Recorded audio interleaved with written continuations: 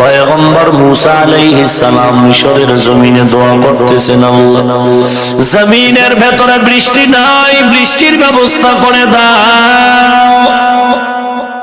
আল্লাহ তাআলার নবী মুসা দোয়া করতেছেন, আল্লাহর অর্ডার এসে গেল, পয়গম্বর মুসা তুমি যাদের নিয়ে দোয়া করো এই মজলিসের ভেতর একটা গুনাহগার আছে রে, উঠায় দাও, না হয় দোয়া কবুল করা হবে না। আল্লাহর নবী পয়গম্বর মুসা ধমক দিয়ে বললেন, কে গুনাহগার? ময়দান থেকে উঠে চলে যাও, কারণ তোমার কারণে আল্লাহ দোয়া কবুল করেন না।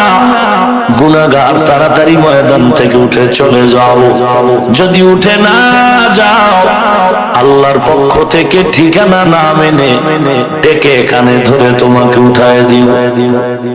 আল্লাহর বান্দা গুনাহগার চিন্তায় পড়ে গেল, আমি এত বড় পাপী, একটানা 40 বছর অনবরত গুনার সাগরে আমি হাবুডুবু খাই।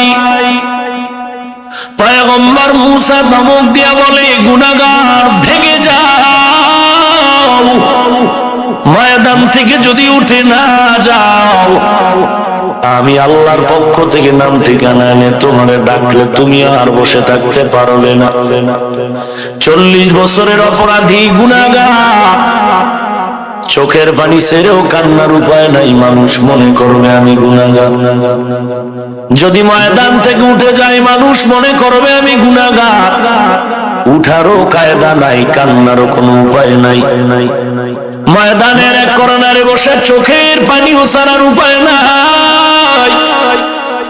দিলটাকে এত ভাবে নরম করে দিয়া আল্লাহর দিকে এত মুতাওয়াজ্জু হয়ে গেল, গভীর মনে আল্লাহকে ডাকলেন, ও মালিক এই 40টা বছর জীবন ভর অনবরত গুনাহ করে কাটাইলাম, ও আল্লাহ আমার এই অপরাধের খবর আমার মা, আমার ভাই, আমার বাবা, আমার স্ত্রী কেউ জানে না, আমার ছেলে মেয়ে জানে না রে আল্লাহ।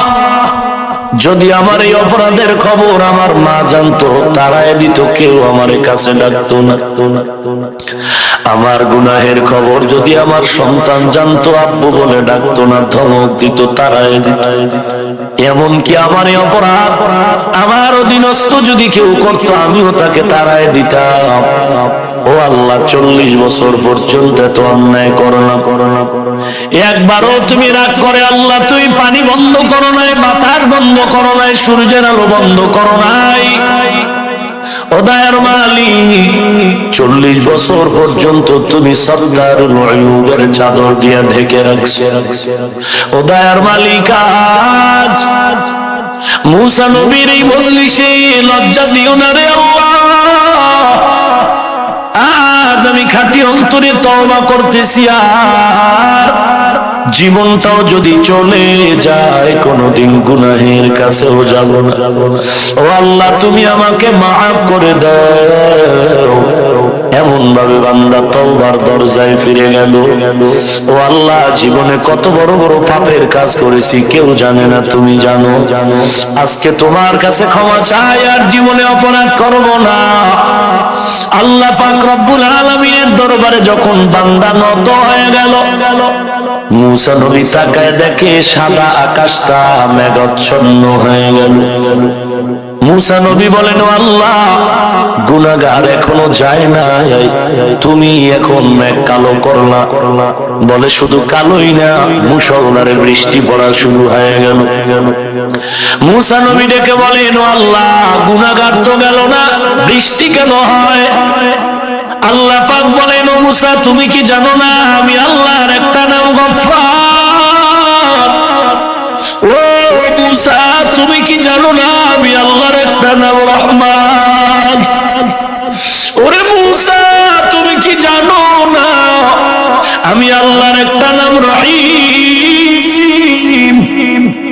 আমি আল্লাহর এত দয়া। সন্তান অপরাধ করে মা বাবার সামনে চোখের পানি ছেড়ে দিলে মা বাবার দয়া না হয়ে পারে না। ছাত্র অপরাধ করে যদি ওস্তাদের সামনে চোখের পানি ছেড়ে দেয় ওস্তাদের দয়া না হয়ে পারে না। ওরে দুনিয়ার মানুষ মা বাবার থেকে উস্তাদের থেকে কি আল্লাহর মায়া কম? আল্লাহ পাক বলেন, রে গোলাম, আমি আল্লাহ বান্দারে এত মায়া করি, তুলনা নাই। এজন্য আমি আল্লাহ কোন মুমিনদেরকে খাস করে তওবার পথে ডাক দেই নাই। আমার বান্দা ইহুদি হোক, খ্রিস্টান হোক, যে কোনো ধর্মেই থাকুক না কেন, আমি সবাইকেই তওবার পথে দাওয়াত দিলাম। ও গোলাম, চোখের পানি ছেড়ে তওবা করতে দেরি, গুনাহ মাফ হতে আর দেরি হবে না। या इलाही तू मेरा माबूद है, या इलाही तू मेरा माशूक है, या इलाही मुझसे मुझको दूर कर, ताकि देखो मुझ में तुझको एक नज़र। قل يا عبادي الذين أسرفوا على أنفسهم لا تقنطوا من رحمة الله إن الله يغفر الذنوب جميعا إنه هو الغفور الرحيم। আল্লাহর দরবারে অবনত চিত্তে আল্লাহর কাছে তওবা করো। আল্লাহ, মানুষ আমাকে মনে করে আমি বড় আলেম, মানুষ আমাকে সম্মান করে, আমার মতো ভালো কেউ নাই। আমার মাথায় টুপি, গালে দাড়ি, আমার লম্বা জামা, নবীর আদর্শে পড়া আমি মানুষ, কিন্তু মানুষ জানে না যে আমি অহংকার অন্তরে জমা করে কবিরা গুনাহ করতেছি। এরে নবীর উম্মতের দল, আমার আপনার নবী সারা রাত নামাজ পড়ে